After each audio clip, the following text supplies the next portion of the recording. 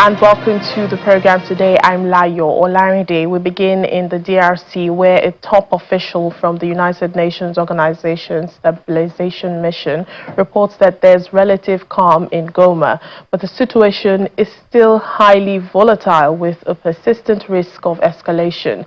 Vivian van der Peer, who is the special representative of the Secretary General for Protection and Operations, was addressing a press conference in New York virtually. She adds that while the rebel group M23's February 4th unilateral ceasefire offers assurances that Bukavu will not be taken, there are still concerns about Kavumu Airport, which is critical for ongoing civilian and humanitarian use around South Kivu. In Goma, we remain under occupation. The situation is still highly volatile, with a persistent risk of escalation. The March 23 movement, M23, and the Rwandan Defense Forces continue to consolidate their control over Goma, and the majority of the territories of North Kivu, the armed group has previously seized. All exit routes from Goma are under their control, and the airport, also under M23 control, is closed until further notice. The situation in South Kivu is also particularly concerning, with heavy fighting reported along the main route between Kinyezire and Nyabibwe. In Bukavu, tensions are rising as the M23 moves closer, just 50 kilometers north of the city. While the 4 February unilateral ceasefire announced by the M23 offers assurances that Bukavu will not be taken, we are gravely concerned for Kavumu Airport, which is critical for ongoing civilian and humanitarian use around South Kivu.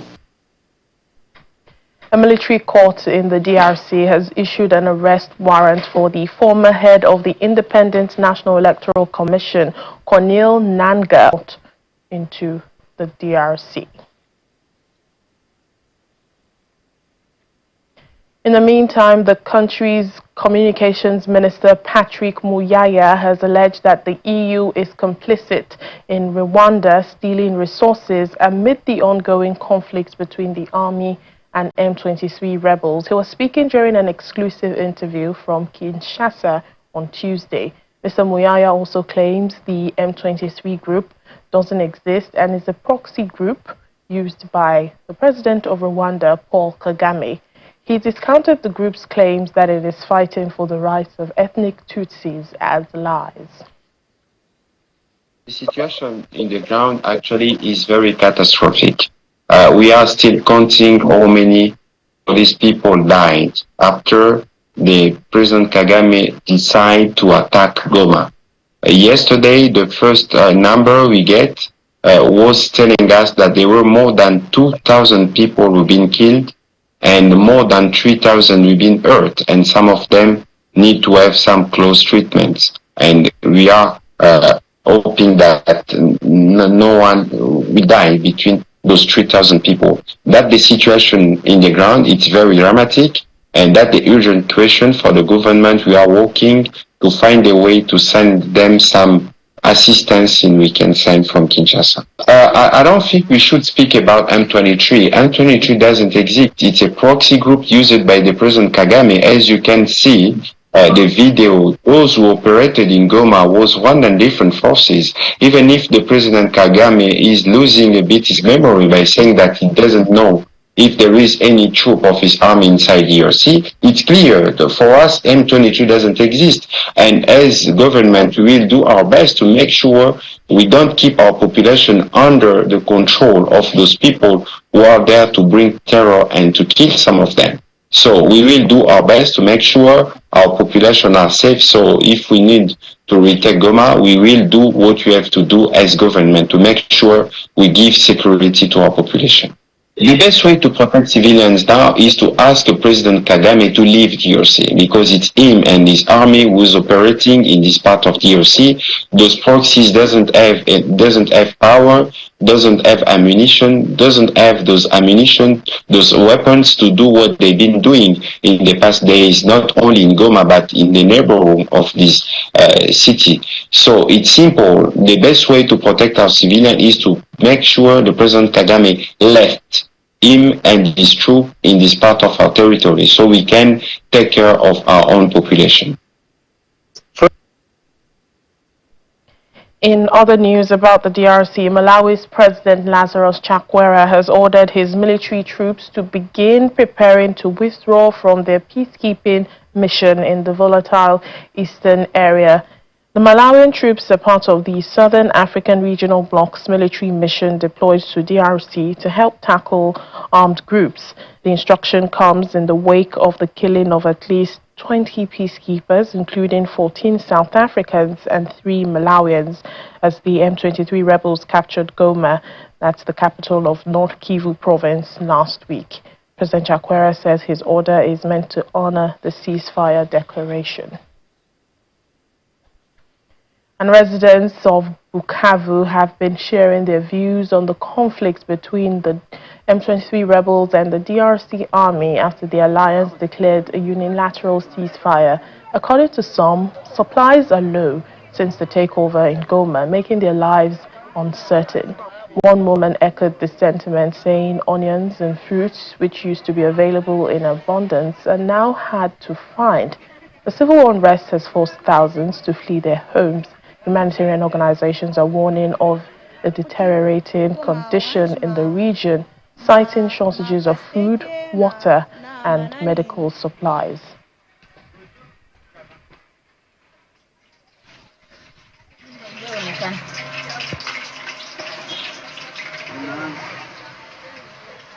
Away from the DRC to another conflict, the ongoing crisis in Sudan is fueling unrest in its neighbor South Sudan as people continue to flee the fighting. According to the head of the UN mission in South Sudan, Nicholas Haysom, economic hardship and political uncertainty have intensified. He notes that movement restrictions on peacekeepers in some areas further complicate their operations in the country, but emphasized the mission's commitment to constructive dialogue through the High-Level Coordination Committee. In a further development, the South Sudanese government has requested the UN mission to vacate part of its headquarters within 45 days, a move that Nicholas Haysom describes as imposing significant cost and a logistical timetable that the mission does not currently have resources to accommodate.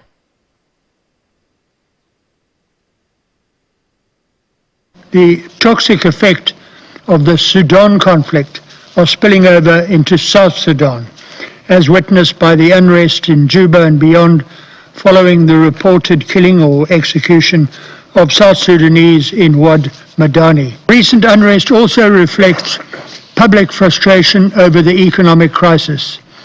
The cost of an average food basket has risen by 200%, the inflation rate stands at 107%, and approximately 10 months of government salaries are unpaid. I must report that UNMISS has received a request from government for the mission to vacate part of its headquarters.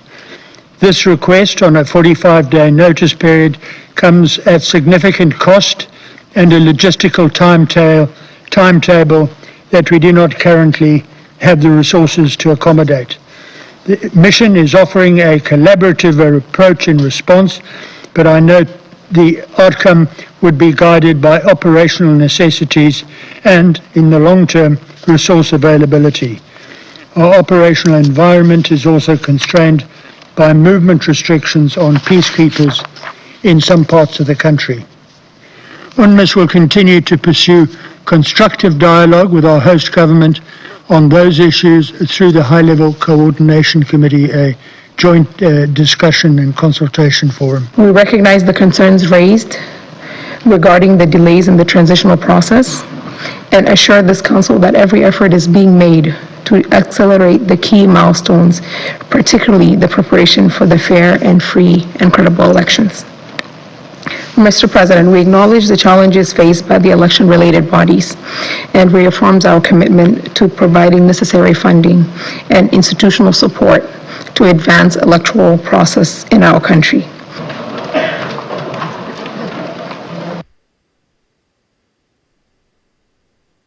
Back here in Nigeria, the Lagos State Governor Babajide Sanwo-Olu has assured residents that the Phase 2 of the Adiyan Water Works project will be completed within the next 10 to 12 months.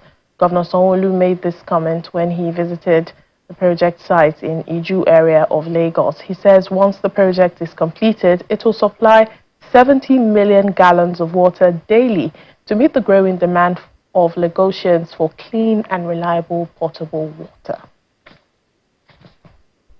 Adiyan Waterworks 2 project is located in the heart of Ijushaga area of Lagos State. The project was awarded in 2012 under the administration of former Governor Babatunde Fashola to provide safe drinking water to Lagos residents. Unfortunately, the project experienced some delay over the years due to funding issues. Adiyan 2 project is designed to produce 70 million gallons of water per day, and the current administration is racing to deliver it. A major reason Governor Babajide Sanwo-Olu, his deputy Kadri Hamzat, and some cabinet members are visiting the site to see the progress of work. Before the inspection exercise, the contractor in charge gives a breakdown of the construction of the water treatment plant. We fixed 68 pipes since 13th of January. So it means that we are following very well the program, because we achieved 500 meters, 600 meters in 3 weeks. The remaining pipes are like 766. As of today, 178 pipes are already started. Next, the Commissioner for Environment and Water Resources, as well as the General Manager of the Lagos State Water Corporation, explained the capacity of Adiyan 1 and 2 and the areas that will benefit from the project when completed. Mr. Governor, upon completion of this, the 70 million gallons, which is 11 million gallons from Adiyan 1, 4 million from Iju, and 4.5 from Shati, we are sure Lagosians, about 5 or 6 million Lagosians, will have access to pipe-borne water. Adiyan Phase 1, which is operating next door, exists today. Adiyan Phase 2, which is the reason why we're here, is under construction. And Adiyan Phase 3, which we built on this same land that we own. All these 3 water treatment schemes are to draw water from Akute at the River Obi. The total water abstraction will be about 1 million cubic meters divided into 327,000 cubic meters for Adiyan 1, 2, and 3. A team then moves to inspect the facility and the laying of pipes. Governor Sanwo-Olu says he will ensure timely completion of the project before the end of his tenure. The civil works is about 80% completed. You saw all the major civil works. The electromechanical work, which has to do with pumps and filters and all sort of electromechanical. You saw all the containers are there. So they will start fixing all of that, and I'm told about 70 to 75% of all the equipment are also on site. The third part, which is the raw water, which is where they are laying this pipe all the way to Akute into Ogun River, is what we've also come out here to do. In another 10 to 12 months, that this whole place will be a completely different story. The Lagos State government says the level of work so far carried out at the Adiyan 2 waterworks, the project is expected to be delivered in the next 12 months. Program, we continue with one of our headline stories for today, the crisis in the Democratic Republic of Congo. Joining us now to discuss further is Rwandan journalist and political analyst Jean Mandela. Hello, Jean. Thank you for your time on Network Africa. Good afternoon, and thank you for calling me for interaction with me. Well, the DRC has always pointed to Rwanda for this rebel crisis, this current crisis we're seeing in its country. Both the US and the UN are also accusing President Paul Kagame of being complicit in this war. But what are Rwandans saying about what is going on in the DRC? Okay, they just said that there is no lesson the lesson in history is like there's no lesson. When did this conflict did it start? This started yesterday, no? It started way back in 1986 when Museveni ascended on power. It's believed that Museveni was helped by refugees, Rwanda Tutsi refugees who were staying in a refugee camp in Uganda. So Museveni called them, helped them to ascend on power. Also Museveni on power, he helped them to invade Rwanda and to kick out Habyarimana, and they could control now. The east part of Congo is controlled by the countries which are led by Tutsi president. It was Museveni who came from Hima, which is a sub-tribe of Tutsi, and one of them was Kagame, and in Burundi was Uyoya. So they are the Tutsi who are controlling the east part, the Tutsi presidents who were controlling the east part of Congo. No wonder they invaded the Congo to kick out from Mobutu. Afterward, there was some misunderstanding through which Kabila president was killed, and the son took over. When the son took over, again there was beliefs that there was some misunderstanding between Kigali and the DRC. Now, since they could not get what they wanted on silver plate, they started another conflict called the M23, which was headed by Ntaganda Chambosco. Remember when it was defeated the first time, Uganda went back to seek a shelter in Rwanda. Now it is started again because when Tshisekedi ascended in power, there was a good understanding between Museveni, Tshisekedi, and Kagame. I don't know again, they ran out of favor to each other. Again, the conflict is started. In short, nobody could believe that Rwanda has got no hand. Since the first part where M23 is found, they can't be supplied unless it is supplied by somebody who's in Uganda or Rwanda. But when knowing that Uganda had the shelter in Rwanda, in short, it was the same people who are supplying the same M23. Well, talking about officially, Rwanda will say that we're not involved. All right, talking about the M23 rebels now, the alliance of rebels that includes the M23, they called for a ceasefire, citing humanitarian reasons. Was this not a bit of surprise, seeing that, they had actually threatened to march on to Kinshasa, DRC's capital, after they overtook Goma City? That's just to distract the opinion international community by saying that by showing that we are good boys. If we start a war, meaning we are going to be casualties, they only release the bombs. They don't choose. They kill either a dog, they kill either a goat, they kill either human being, a baby, a woman, whatever. They do destroy hospitals, schools, military, and so on. Now to say that there was ceasefire, it was just to clean up, so they can try to hide the dead bodies.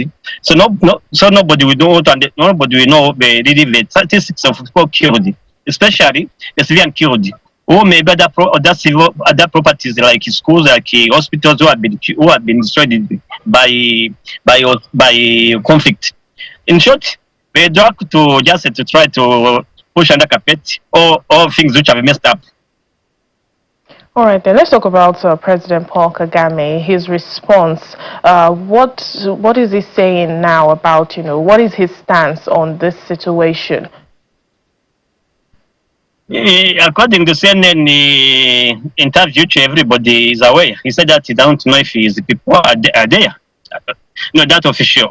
But when you try to talk to people, you try to follow which is going in Rwanda, because somebody has got a funeral because a son who's a soldier has passed on. But in Rwanda, you have to be careful. When somebody has passed on, they don't state the reason of his death. And when you have to bury, they don't mention those things. If there is in Africa, we like a very big gathering of funeral. If somebody is killed, is dead because of killed in the ranks of M23, there is a funeral of the days of COVID-19. In short, in Rwanda, they do try to show that nothing's happening. We are not losing people. If you go to military Kanombe, which is a military cemetery, nobody is allowed to go there unless under permission. If you have got a funeral, want to bury your own relatives, you have to go with photographers hired by the state, by Rwanda military. so they can control what is being taken there, what is going there. So we don't want to show people that one the people is losing, one the army is losing the soldiers due to the conflict of M23. All right, then. Thank you so much, Jean Mandela, Rwandan journalist and political analyst. Thank you for your time on the program. Thank you. Thank you. We're in South Africa now, where the National Coordinator of Mining Affected Communities United in Africa is urging the South African government to recognize and support artisanal mining. He argues that formalizing the sector could create thousands of jobs, especially in rural and mining-affected communities where employment opportunities are limited. Mbangula believes that with proper regulation, artisanal mining can be transformed into a sustainable source of livelihood. Our South Africa correspondent, Innocent Samosa, has more in this report. While the mining Indaba is underway in Cape Town, members of the mining affected communities United in Africa, Makua, took to the streets of Pretoria, marching to the Department of Mineral Resources under the theme, "Nothing about us without us." The demonstration brought together hundreds of affected community members who delivered a memorandum of grievances to the department's offices in the capital. About issues of artisanal miners not benefiting, pollution, and unemployment. So we're saying here, we want to see the artisanal miners, Zamazamas, being formalized and be able to contribute to the economy of the country and be able to put bread on the table. Not having so-called investors who are coming to loot minerals without benefiting us and taking them to the Western countries. We are here to make sure that those voices are being heard. Meanwhile, some are demanding the resignation of South Africa's minister in the presidency, Khumbudzo Ntshavheni, following her recent remarks that the government will smoke out illegal miners. As the minister in that office expressed herself in the most callous manner that shows a most brutal disregard for the lives of these miners. So we say that he must resign. We say that she must be accountable if she was directly, in particular, for the approval and also for some decision that led to the death of these miners. As South Africa grapples with the challenges in its mining sector, communities affected by mining continue to demand recognition, support, and a seat at the table. With calls for policy changes and ministerial accountability growing louder, the question remains, will the government heed their demands? For now, Makua and its supporters say their fight is far from over. From Pretoria, South Africa, Innocent Samos, Channels. And South Africa is hoping that U.S. President Donald Trump will visit the country later this year for the G20 summit, which it will be hosting. Presidential spokesperson Vincent Magwenya said this after President Trump had threatened to cut off South Africa aid due to its expropriation law, calling it land confiscation. They hope the visit will accord the two leaders the opportunity to engage on a range of issues, including bilateral and those of mutual interest. He adds that President Ramaphosa is looking forward to having a round of golf with the American president. South Africa officially assumed the presidency of the G20 in December, becoming the first African country to lead the group of powerful nations. And that's it on the program for today. Thank you for watching. I'm Layo Olarinde.